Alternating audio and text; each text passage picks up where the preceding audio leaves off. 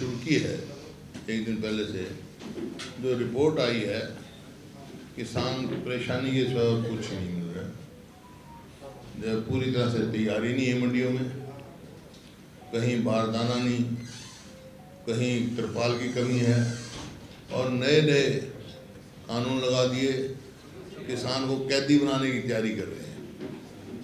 जैसे कहा कि ट्रैक्टर पे बड़ी नंबर प्लेट लेके आओ, गेट पे गेट पास मिलेंगे और बायोमेट्रिक होगा।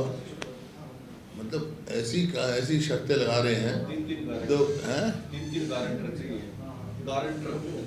हाँ गारंटर चाहिए। ऐसी शर्तें लगा रहे हैं कि किसान मंडी से बाहर ही सस्ता बेच के चले जाए। मतलब ये एक और घोटाला होने जा रहा है। अरे भाई किसान है, मतलब सब कह रहे हैं कि फसल भी कम हुई है आपके, क्या दिक्कत है? कांग्रेस के समय में खूब सबका एमएसपी मिलता था। इस सरकार में कभी एमएसपी पूरा किसान को मिला नहीं। अब अभी ओलावृष्टि हुई है, जगह जगह बारिश हुई है, बड़ा भारी नुकसान हुआ है। ना तो उसकी कंपनसेशन की बात करी, ना स्पेशल गिरदावरी की बात करी, ना बोनस देने की बात करी। कभी ऐसा होता है जब किसान उसमें जाता है तो राज्य सरकार भी अपनी तरफ से बोनस देती है। गेहूं पे कोई बोनस नहीं, उनको तुरंत गेहूं पे बोनस देना चाहिए और कंपनसेट करना चाहिए। इस प्रकार से और मंडियों में पूरी तैयारी। और ये जो अड़चन लगा रखी है ये बिल्कुल बंद कर देनी चाहिए। वहीं से शुरू हो जाता है, शुरू से हो जाता है। मेरी फसल मेरा गौरव, पहले रजिस्टर कराओ, फिर बायोमेट्रिक कराओ, फिर ट्रॉली पे लिखो, फिर ट्रैक्टर पे लिखो। हर आदमी के पास ट्रैक्टर है क्या? ट्रैक्टर है? ट्रैक्टर किराए पे लेके जाएगा तो ट्रैक्टर किराए पे ले जा नहीं सकते। This is not a commercial vehicle. मतलब ऐसी बातें शर्तें लगाते हैं जो किसान मजबूर हो जाता है अपने सस्ता बेचने का। और पड़ोस में भी तो है, पंजाब में भी तो है, यूपी में भी है। कोई इस किस्म की शर्तें नहीं है क्या? वहाँ के किसान मंडी में उनका बिक नहीं रहा क्या? ये तुरंत इनको वापस लेना चाहिए। तो कल से जगह जगह से हैं और इसी वास्ते हमने कार्यक्रम बनाया है। मैं स्वयं भी और पार्टी के अन्य पदाधिकारी, विधायक जो उनके हल्के में मंडियाँ पड़ती हैं उनमें दौड़ लगाएंगे और मौके पे देखेंगे।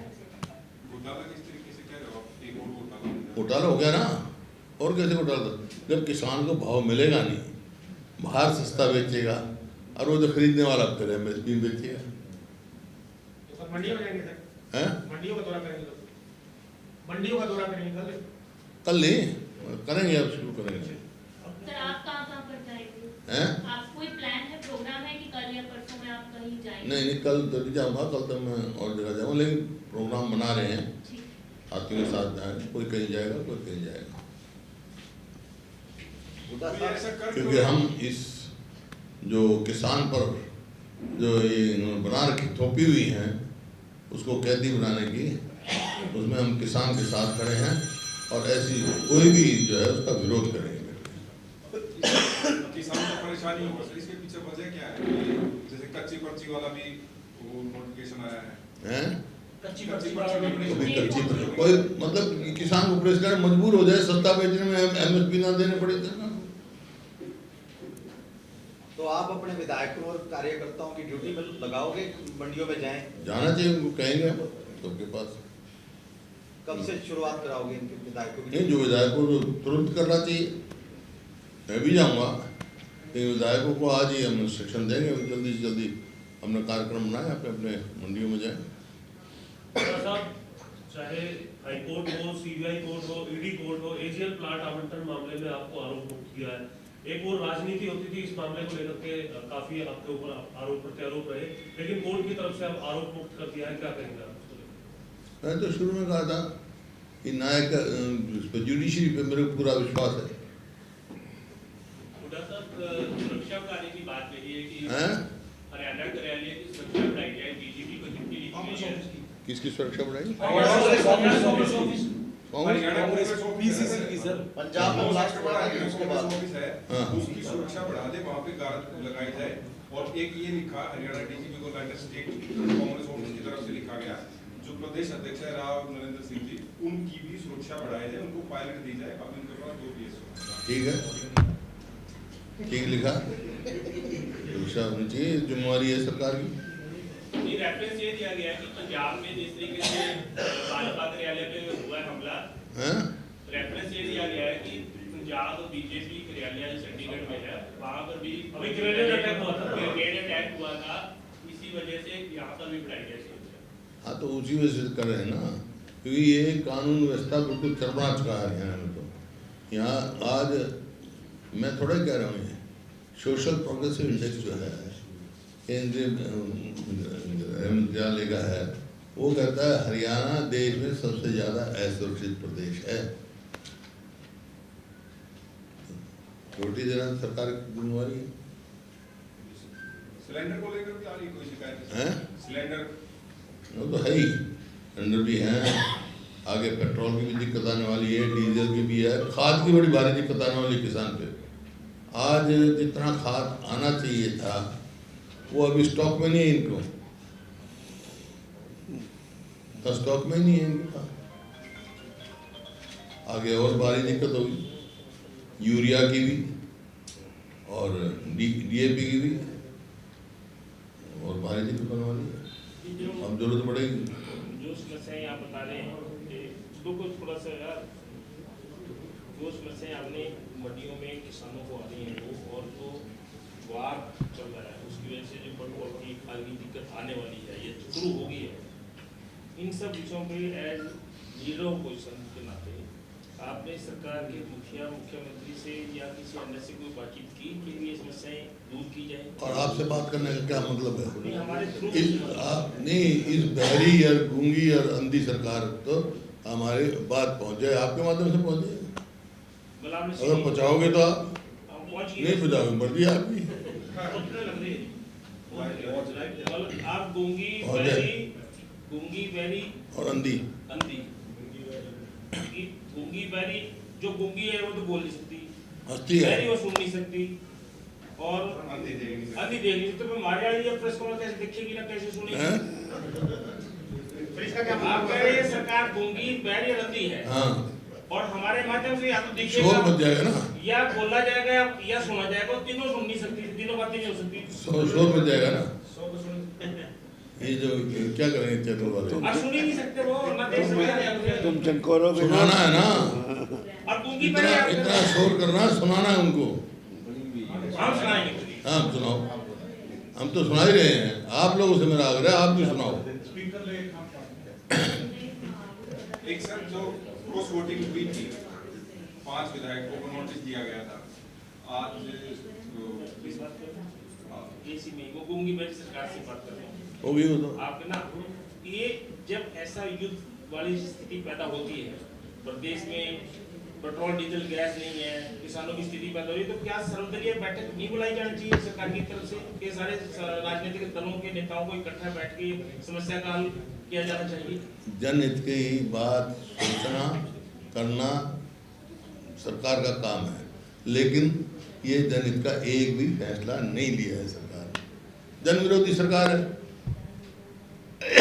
किसान और मजदूर विरोधी सरकार है। और बोलो, हो गया? आप लीडर पोजीशन भी है सर, कांग्रेस दल के नेता भी हैं, और आपने उस दिन देखा भी था कि 5 वोट क्रॉस हुई है, एक्शन क्या होना चाहिए सर?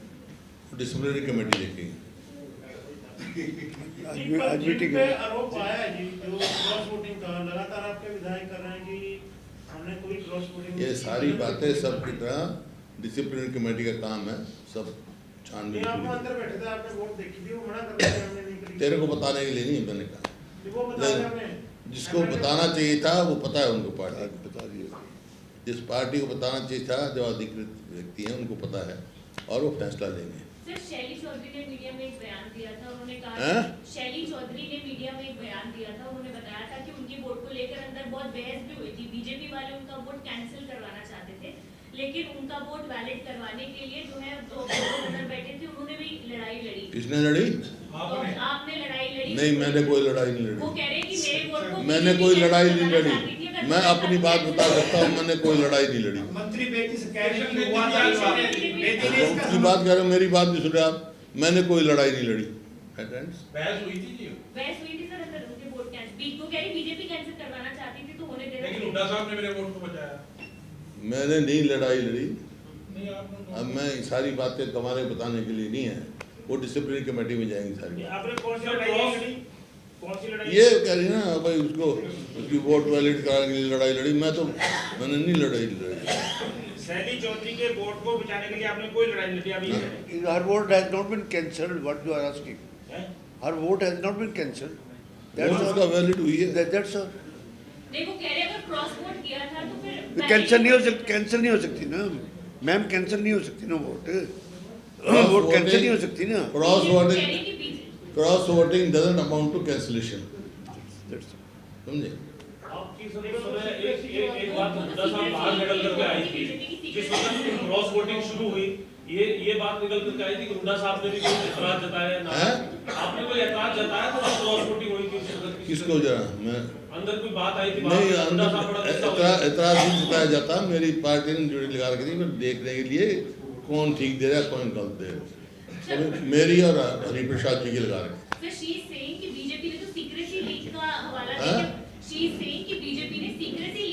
उसकी बात करो, आप अपनी बात करो। आप क्या कह रहे हो मेरे को बताओ, मेरे से सवाल पूछो। तो मैं बता दिया आपको, डिसिप्लिन पे का काम है। और जो जिसने भी अधिकृत व्यक्ति था पार्टी को रिपोर्ट कर चुके हैं। अधिकृत व्यक्ति ने अधिकृत पार्टी के व्यक्ति को रिपोर्ट कर दिया कि इन 5 लोगों ने वोट क्रॉस की, पार्टी को कर चुके हैं। अब वो ये कोई बात छुपी हुई थोड़ा ही है। और उनके नाम जिनको नोटिस दे दी उनका नाम क्लियर हो ही गई कि उन्होंने क्रॉस वोट किया था। फिर और क्या रह गया, फिर सवाल क्या रह गया? और 4 दिन की कैंसिल हुई, उनको क्लीन चिट दे दी थी पार्टी ने। हैं? 4 दिन की कैंसिल हुई, उनको क्लीन चिट दे दी पार्टी। क्लीन चिट क्या मतलब? उनके साथ जाति करी है, वैलिड वोट जबरदस्ती इन्वाइट किए हैं। इलेक्शन कमीशन को इसके खिलाफ, रिटर्निंग अफसर के खिलाफ हमने रिप्रेजेंटेशन दी है। मतलब विधायकों को कोई गलती नहीं, क्लीन चिट। विधायक की क्या गलती है? वो परमवीर को देर के एक वोट का तो एक का ही पता है ना जो इन्वाइट किया है, परमवीर का। बाकी 3 का तो पता नहीं किसकी है, लेकिन जो भी किया है, बत्रा साहब वहाँ थे, वो वैलिड वोट थी हमारी कांग्रेस की, जबरदस्ती की है वैलिड वोट। उसमें बता दे बॉक्स में कितनी बार डाला भाई उन्हें? ये बैठे थे काउंटिंग एजेंट पे, ये बैठे थे अंदर। डॉक्टर साहब को मैंने दिया फैजल तलत से पढ़ा दिए थे, वो वोट वैलिड वोट थी। और जहाँ तक के जब वैलिड वोटों का एक ट्रे थी, उसके अंदर कांग्रेस पार्टी की 2 वोट वैलिड समझ के 6 बार उस प्रिजाइडिंग रिटर्निंग ऑफिसर ने उसमें रखी और 6 बार उठाए। पता नहीं उसको पीछे से कौन सी चाबी आती थी क्या, फिर उठा लेता था, फिर रख देता था, मांगते थे बिल्कुल ठीक है, फिर रख देता, फिर उठा लेता था। फिर लास्ट में 2 वोटों का और डिस्प्यूट था, अब्रप्टली उसने वो दोनों वोटें उठा के उधर रखी गई कैंसिल। मतलब वोट 3 रद्द हुई है कांग्रेस की, 1 हुई बीजेपी की अंदर। नहीं, 4 अंदर 4 हुई हैं। अंदर 4 हुई ना, 1 बीजेपी की नहीं थी, वो नादल। ठीक है, जो 3 में से आप कह रहे 2 ठीक थी। नहीं, 2 ठीक नहीं, तो आप ये 2 की बात क्यों कर रहे हैं? 2 तो उसने वैलिड करार दी और फिर उठाते, फिर बार बार की। एक को पहले रद्दी के, हाँ, उसको पहले कहते कि ये गलत है। 2 को तो उसने वैलिड करार किए और 6 बार वैलिड किया, फिर आखिर में उठा के उसको कैंसिल कर। वो भी इनके हिसाब से वैलिड वोट थी। 3rd भी वैलिड वोट है, सरकार के 3rd भी वैलिड है कि जो 5 विधायकों ने क्रॉस वोटिंग की, उन्होंने कोई चोरी छुपे थोड़ी ना की, वो तो दिखा के की, सरेआम की। हाँ ठीक है, कोई बात। कौन कह रहा है चोरी छिपे की? कौन कह रहा है? जब भी तो पार्टी नोटिस दिया है। सरेआम की, अगर चोरी छिपे किसी ने कहा है? चोरी छिपे सरकार के मंत्री कह रहे हैं, उनका तो नेतृत्व पे विश्वास नहीं था। चोरी छिपे किसी ने कहा है क्या? तो रिजाइन कर दे फिर। मोहम्मद इजराइल सर इसके बाद क्रॉस वोटिंग के आरोप मोहम्मद इजराइल स्टेज पे आए, 2 मंत्रियों के साथ आए, राम नरवीर और कोई हुए थे। उन्होंने लोगों को कहा कि ये मेरे एरिया के मान सम्मान के लिए क्रॉस वोट किया है। और जो भी है कि ये पार्टी का काम है, इंटरनल पार्टी का मैटर है। नहीं, ये जो क्वेश्चन उधर से पूछ रहे थे, ये जो बीजेपी के नेता बार-बार लीडर ऑफ अपोजिशन के बारे में ये कह रहे हैं कि 37 विधायकों के कोटा साहब नेता बने थे, जिसमें से 5 लोगों ने तो ओपनली वोट 25% वहाँ तो बना, मैंने 37 से 5 को निकाल दूँ। 37 से 5 लोगों ने वोटा साहब को वोट दिखा के कांग्रेस के अधिकृत जो उम्मीदवार था उसको नहीं दी वोट, किसी और को दे दी। बीजेपी के नेता कह रहे हैं 5 तो वो और 4 जो रद्द हुए कि 9 एमएलए का 9 कौन से वैलिड वोट बता रहे तो अपने आप ही जोड़ रहे हैं। तो आरोप क्या मतलब, ये बात कई दफा मैं क्लैरिफाई कर चुके, सब कर चुके हैं कि हमारी जो 4 वोट थी वो वैलिड वोट थी। ये वैलिड वोट की बात नहीं कर रहे हैं, वो तो ये कह रहे हैं वोटा साहब से 9 एमएलए का विश्वास उठ गया। मैं ये बात कर रहा हूं जो आरोप कैसे उठ गया, जो वैलिड वोट है 5 का मेरे से नहीं, उन लोगों से जिन्होंने इलेक्ट करके भेजा है उनको धोखा दिया इन्होंने। उनको वो अगर इनमें इखलाक है तो इस्तीफा दें, लोग जवाब दे देंगे। पार्टी को धोखा दिया, पार्टी को धोखा दिया, उन लोगों को धोखा दिया जिन्होंने इलेक्ट किया। मेरे क्या व्यक्ति का बात थोड़ा ही है। कोई बाद में जैसे आप कह रहे हैं मीडिया में कि मैंने गलत नहीं डाली, ये नहीं करा, वो नहीं करा, किसी ने आपके पास आके फोन करके कहा कि मैंने नहीं डाली? मेरे किसी कोई कर रहा हो जी गलती हो, फलाना हो, धमकड़ा हो। मेरे से किसी की विधायक दल की बैठक आगे होगी, उसको बुलाओगे नहीं बुलाओगे? क्यों बुलाएंगे? पार्टी फैसला करेगी, जब तक फैसला हो जाए। 16 तारीख को वोटिंग हुई सर, और आज 3 तारीख है, करीब तीसरा सप्ताह चल पड़ा। जब सब कुछ क्लियर है सर, स्पष्ट है कि क्रॉस वोटिंग हुई। तुम्हारे पास कोई सवाल ही नहीं है। 14 तक तुमने बेरा नहीं कुछ, तो मेरे से क्यों पूछ रहे हो? 14 से होली सारी बात होगी, बार वही सवाल, और बार और जवाब तो आ गया था, उसी दिन आ गया था, पहले दिन आ गया था। 5 आदमियों ने क्रॉस वोटिंग करी है, 100% पार्टी डिसिप्लिनरी एक्शन लेगी, खत्म होगी। 100% और क्या बात होगी? सारे पास सवाल नहीं होते, मैं क्या करूँ? हैं? बीजेपी कह रही है सर कि हमें नहीं लगता कांग्रेस कोई एक्शन ले पाएगी इस विषय को लेकर के। अभी चलो तो पार्टी देखेगी ना तन्ना करना, ना और किसी ने करना, ना बीजेपी ने करना। कांग्रेस पार्टी का फैसला कांग्रेस पार्टी करेगी, ठीक है ना? ठीक है ना? क्या इनको पार्टी जो पार्टियों को निकाल सकती है बाहर? हाइपोथेटिकल बात भी, मैं एक बात कह चुकी यार कि भाई पार्टी ने फैसला है, पार्टी ने फैसला करना है, पार्टी फैसला करके बता देगी। वो प्रोसीजर पे टाइम लगता है, अपने हर चीज़ को मौका भी देते हैं, जो भी है। यार और कोई सवाल भी है, एक सवाल है उसको तुमने यूं करो सवाल है कि सीधा सवाल पूछा, सीधा मैंने पहले दिन से कह दिया। फिर वही मैं तो अजीब, तुम मित्र हो मेरे, मैं करता हूँ, लेकिन आगे बढ़ते हैं, आगे छोड़ दो। आगे बढ़ो। हरियाणा में 3 नगर निगमों के और कुछ और हरियाणा में पंचकुला, सोनीपत और अम्बाला नगर निगम के चुनाव हुए और कुछ 1-2 लोकल बॉडी के और हुए। इस पे कांग्रेस पार्टी की कोई तैयारी कुछ चली है? हुआ है? नगर निगम का इलेक्शन हम सिंबल पे लड़ेंगे, इंचार्ज बना देंगे और कमेटी बनाएंगे, जो कैंडिडेट देखेंगे अच्छे कैंडिडेट उतारेंगे। पिछले निगम चुनाव में आपको पंचकुला नहीं बुलाया गया था, कोई बात नहीं, अब की बार वो दिनों में जाओगे? जो बुलाएगा जाऊंगा। नहीं, पिछले अब तो जाओगे दिनों में। जो बुलाएगा उसको जाऊंगा, तू नहीं बुलाया नहीं आऊंगा तेरे घर, बोल बगैर बुलाए तेरे घर आ जाऊंगा। नहीं ठीक है, अब की बार तो सारे बुलाएंगे आपको। आज आपको बुलाया ना, जब भी आया ना, बगैर बुलाए तो आज तक नहीं आया। बूटा साहब पंजाब में आम आदमी पार्टी में काफी घमासान है। राघव चड्ढा जो राज्यसभा एमपी हैं, उनको चीफ मिनिस्टर ने आज बोला है कि वो कॉम्प्रोमाइज्ड हैं भगवंत मान ने। तो भगवंत मान से पूछो, केजरीवाल से पूछो, मेरे से क्यों पूछ रहे हो भाई? यार राघव चड्ढा से पूछो, मेरा क्या मतलब? लेकिन आपने मुख्यमंत्री पंजाब का 3 दिन पहले बयान सुना होगा कि मेरे पास कोई बूंद नहीं है पानी हरियाणा को देने के लिए। पानी के मामले पे पंजाब के सीएम ने बयान दिया है कि मेरे पास 1 बूंद भी पानी नहीं है हरियाणा को देने के लिए। एक और दूसरा कहा है कि हरियाणा अपना सोच, मेरा प्यार भी सुन लेना, हम 1 बूंद भी अपने हक का नहीं छोड़ेंगे। और बोल, बूंद की लड़ाई होगी, बूंद की लड़ाई होगी। 1-1 बूंद के लिए लड़ेंगे, अपने हक का 1 बूंद भी नहीं छोड़ेंगे। ना और और तो बोला नहीं किसी इसका रहता है। वो बोला कि भाई एक आदमी डॉक्टर के पास गया, बोला जी मेरे पेट में बहुत दर्द हो गया। क्या हो गया? क्या खाया था तने? कुछ नहीं, खिचड़ी खाई थी।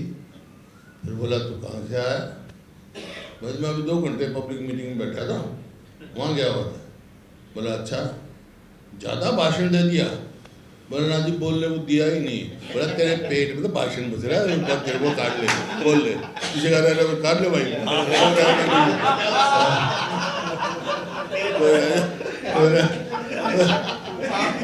आप जितने मर्जी